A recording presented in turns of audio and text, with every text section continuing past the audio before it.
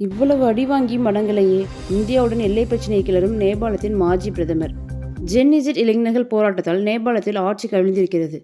பிரதமர் பதவியிலிருந்து ராஜினாமா செய்த சர்மா ஒலி பிரச்சினைகளுக்கு காரணம் இந்தியா என்று பிதற்றி வந்திருந்தார். தற்போது இந்தியாவுடன் எல்லை பிரச்சினையை கையில் எடுத்திருக்கிறார். வேலையின்மை, பொருளாதார நெருக்கடி, ஊதியம் குறைவு, சமூக பாதுகாப்பு உள்ளிட்ட விஷயங்களில் நேபாள அரசு கோட்டை விட்டிருக்கிறது. இதனால் அந்நாட்டில் இளைஞர்கள் மத்தியில் பெரும் கொந்தளிப்பு ஏற்பட்டிருக்கிறது.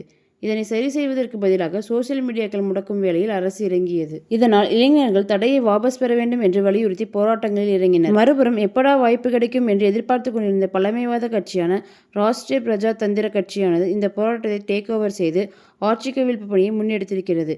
எனவே இளைஞர்களின் போராட்டம் வன்முறையாக மாறியிருக்கிறது. வன்முறை காரணமாக போலீசாருக்கும் போராட்டக்காரர்களுக்கும் இடையே நடந்த துப்பாக்கிச் சூட்டில் சிலர் கொல்லப்பட்டிருக்கின்றனர். போராட்டம் காரணமாக பிரதமர் சர்மா ஒலி உள்ளிட்டோர் பதவி விலகியுள்ளனர். இந்த சூழலில் நாட்டு மக்களுக்கு சர்மா ஒலி கடிதம் எழுதியுள்ளார். அதில் இந்தியாவின் எல்லைப் பகுதியில் உள்ள சர்ச்சைக்குரிய நிலப்பரப்புகள் நேபாளத்திற்கு சொந்தமானவை என்று வலியுறுத்தியுள்ளார். அரசுக்கு எதிராக மக்களின் கவனம் திரும்புவ போதெல்லாம் தேசப்பற்றை ஆட்சியாளர்கள் கையில் எடுப்பார்கள். அதேபோல்தான் நேபாளத்திலும் இந்தியாவை காட்டி தேசப்பற்று விவகாரம் கையில் எடுக்க முயற்சிகள் நடந்து வருகின்றன. சர்மா ஒலி கடிதத்தில், நான் இயற்கையாகவே சற்று பிடிவாதமானவன்.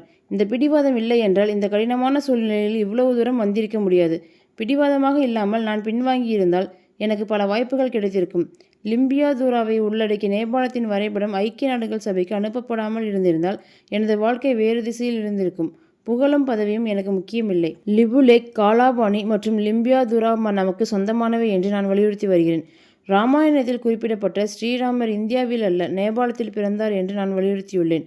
இந்த பிடிவாதங்களில் இருந்து நான் பின்வாங்கியிருந்தால் எனக்கு இன்னும் பல வாய்ப்புகள் கிடைத்திருக்கும்.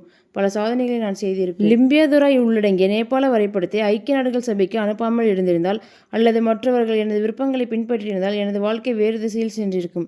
சோசியல் மீடியா நிறுவனங்கள் நேபாளத்தில் வணிகம் செய்யும் போது விதிகளை பின்பற்ற வேண்டும் என்றுதான் நான் வலியுறுத்தினேன் என்று கூறியுள்ளார். கடந்த 2019ஆம் ஆண்டு பாஜக தலைமையிலான மத்திய அரசு ஜம்மு காஷ்மீருக்கு வழங்கப்பட்ட சிறப்பு அந்தஸ்தை ரத்து செய்திருந்தது. இதனையடுத்து ஜம்மு காஷ்மீர் மற்றும் லடாக் ஆகியவற்றை 2 தனித்தனி யூனியன் பிரதேசங்களாக காட்டும் புதிய அரசியல் வரைபடத்தை மத்திய அரசு வெளியிட்டது. இந்த வரைபடத்திற்கு சர்மா ஒலி எதிர்ப்பு தெரிவித்திருந்தார். குறிப்பாக காலாபாணியை இந்தியாவின் பகுதி அல்ல என்று கூறினார். ஆனால் மத்திய அரசு இந்த கூற்றை ஏற்றுக்கொள்ளவில்லை. மாறாக, நாங்கள் வெளியிட்ட வரைபடம் மிகவும் சரியானது என்று விளக்கமளித்தது. ஆனாலும் அடங்காத சர்மா ஒலி, காலாபாணி, லிபுலேக் கணவாய் மற்றும் லிம்பியாதுரா ஆகிய பகுதிகளில் உள்ள இந்தியாவின் சுமார் 400 சதுர கிலோமீட்டர் நிலப்பரப்பை நேபாளத்தின் ஒரு பகுதியாக காட்டும் ஒரு புதிய வரைபடத்தை வெளியிட்டார். நேபாள நாடாளுமன்றம் இந்த புதிய வரைபடத்தை அங்கீகரிக்க நாட்டின் அரசியலமைப்பு திருத்தத்துடன் அதை ஐக்கிய நாடுகள் சபைக்கு அனுப்பியது.